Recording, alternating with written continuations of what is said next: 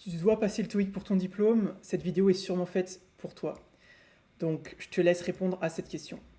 I am confident that by next week, we, bla bla bla, the necessary funds for our project. Now, raise, will be raising, will have raised.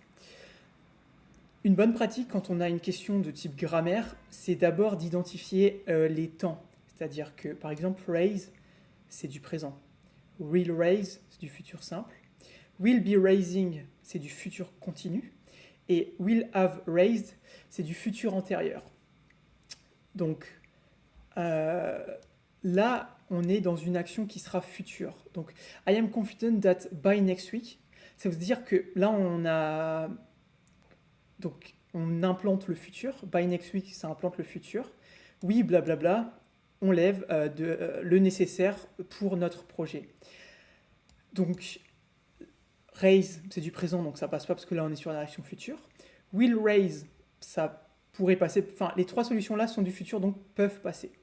Maintenant, on a ici dans la phrase, on a une genre de condition.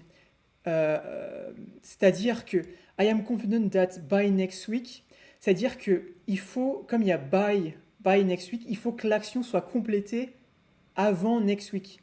Enfin, cette semaine, quoi. On implante le futur. Donc, will raise, c'est assez général. Will be raising, ça voudrait dire qu'on est en train de compléter l'action next week. Mais ça ne veut pas dire qu'on l'a complétée, ça ne veut pas dire qu'on l'a finie, ça veut dire qu'on est en train de la faire. Donc ça passe pas.